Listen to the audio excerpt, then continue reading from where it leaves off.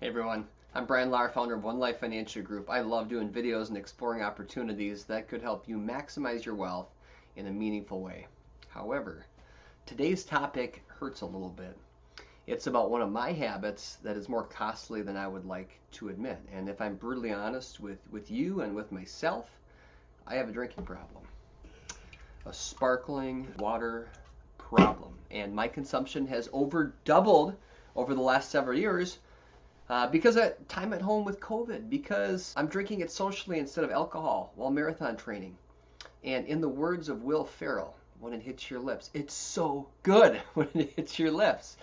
So recently, after reviewing our monthly budget and getting frustrated with the amount of money we spend on sparkling water, or I spend on sparkling water, and with the number of bathroom breaks I need to take throughout the day, I decided to get real about the cost of my drinking habits. So in today's video, we're going to cover three things. Number one, how much my habit costs me per year.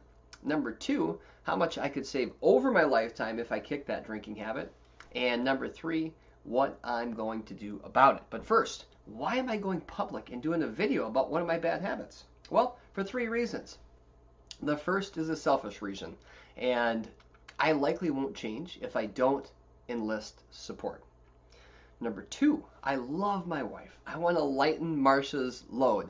She's amazing. She meal plans every week. She makes trips to 2 or 3 grocery stores for our family to get the best deal and accommodate the vegetarian, the carbitarians, the carnivores, and me who's gluten-free.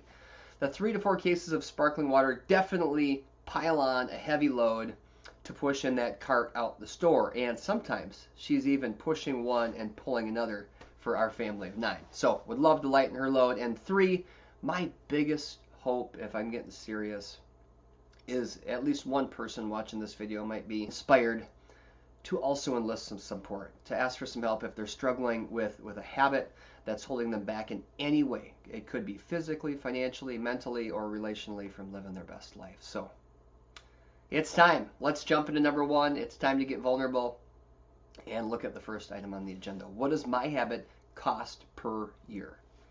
For sparkling water, I need to look at a couple of things. It's just how many cans per day do I consume on average? And then B, what's the average cost of a can? And then we can do the math. So it's pretty embarrassing. When it's in the fridge, I can't help but grab one. In my head, there's always a good reason. I'm about to go for a car ride, need something to drink. Or it'd be nice to have something different for dinner than water. How about something cold to drink when I'm working outside or hopping on the John Deere? Or recently, during marathon training, I'm looking for a substitute at a social gathering. So I might pack 3 or 4 and slam those throughout the night. And it's a lot. It's a very high number that I'm consuming, and I'll just get to it. If I'm brutally honest, it's 2 to 4 per day during the week and upwards of 7 on the weekend, especially if I'm home all day. But if we're out, sometimes it's 0 for 2, 3, maybe 5 days. So let's keep things simple. I'll assume an average of 3 cans per day. All right, now that we know that, we need to look at the average cost of a can. So I did some research online, looked at Costco, Target, and Amazon. And some of those prices are delivery only since I couldn't find in-store prices for Costco. But let's just keep going with this. The average cost, and we looked at my 2 favorite brands, LaCroix and Spindrift. So the average cost of Spindrift was $1.22 across those 3 stores. Average cost of LaCroix was $1.01, or an average of just under $1.12 per can. So at 365 days a year, if I'm a 50-50 mix of Spindrift and LaCroix, it would cost our family, $1,217.73 per year. And that's after taxes. So many of our clients in higher tax brackets, they need to earn around $1,800 pre-tax just to buy that sparkling water after taxes. Now it gets worse. If you think that's a lot, close your ears. If everyone in our family of 9 drank like I did, we'd spend nearly $11,000 per year on sparkling water. Whew! All right, we're getting vulnerable. So second item on the agenda. How much could our family save over my lifetime if I kicked that drinking habit? Well, I'll give you some data here. Maybe you can take a guess. I'm 43. Recently took a life expectancy test from John Hancock. It was one of the first that popped up. It says I could live to 94. I don't know how that's possible, but they're pretty smart. They pay out a lot of money in insurance claims. So let's also assume that prices never increase. There's no inflation, to make the math simple. So you have four options. A, would it potentially save us $1,200 per year? B, over my lifetime, $1,200 over my lifetime. B, $27,000 over my lifetime. C, $63,000, or D, $569,000. Okay, what do you think? Okay, if I might live for 52 years and the cost is $1,217 per year, my lifetime savings with no inflation would actually be C. So good job if you pick C, $63,322. That is a huge number. But I believe the answer is actually D, on how much it would save our family, how much it would benefit our family if I kick the habit. Why D? It's opportunity cost. And let me explain. So the cost of sparkling water or any drink or anything that we buy, it isn't just what we pay for it, what leaves our bank account. It's what that money could grow to if we're looking at opportunity cost. So you'll see it on the screen. If I would invest $1,217.73 per year over 52 years in a hypothetical Roth IRA or in a tax managed account that earns 7% after taxes, that investment, that hypothetical investment, would grow to $569,000. Not only could it cost me that over my lifetime, but I recently learned through an article that it could cost me a few teeth and be not so great for my health. Why? There's something called carbonic acid in the water, and it can harm my teeth and lead to cavities. Now, I absolutely love our dentist at Silver Lake Dental and the team in New Brighton, but I'd prefer to avoid that cost and that trip if I can help it.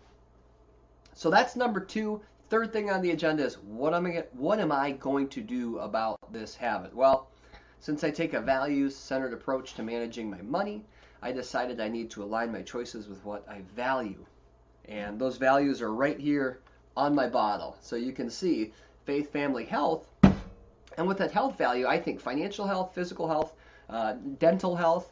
So I'm going to make a change. I need to break a habit. There are 5 steps that you can take to break a habit. I'm going to go through each one, what I'm going to do about it.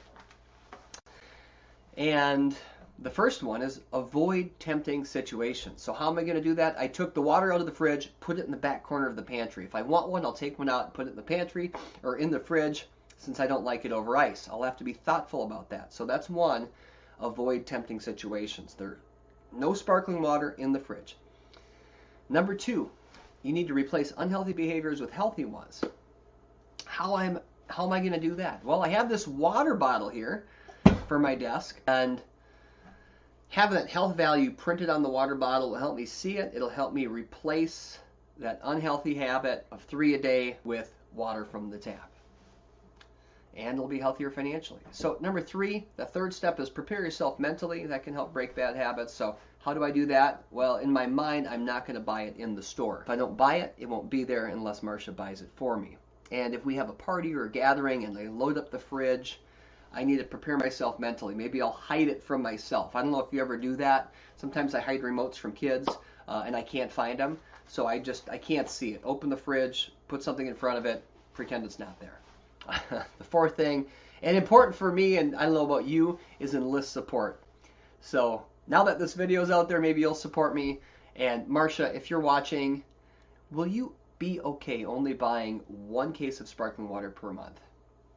Thanks for the support, honey. I know she'll do that. And then the last step, the 5th step for breaking bad habits, is give yourself a reward for taking small steps. So how can I implement that? And this took me a while, and here's what I came up with. I'm going to do it 2 ways, okay? I'm committing to going down to 1 can a day. That's what I'm going down to. And that'll save about $800 per year. I'm going to take half of that savings and reward myself. It's going into our tax managed brokerage account. It's only $33, but it's a small reward. And in my mind, I'll hopefully remember that and feel that, and I'll see it down the road. Now, the other half, I'm going to set up a systematic contribution to feed my starving children as soon as this video is done. Just 30 cents provides a meal to starving children. One meal. So if the average cost of a can is $1, every time I refill this water bottle in the kitchen, I'm reminding myself that just by doing one sparkling water replacement, I just fed 3 kids. So I put that on the bottle. I don't know if you can see that, but that'll be a way where I can reward myself for making that change. It's definitely a reward seeing that. So hopefully you enjoyed today's video. If you found it helpful or at least somewhat entertaining, please hit that like and subscribe button. And if you are interested in taking a value-centered approach to maximizing, to managing your wealth, or creating a plan that's designed to help you secure your future, but you're not sure where to start, or you need to enlist some support, visit our website, click that button on the screen. As always, great being with you. We'll see you soon.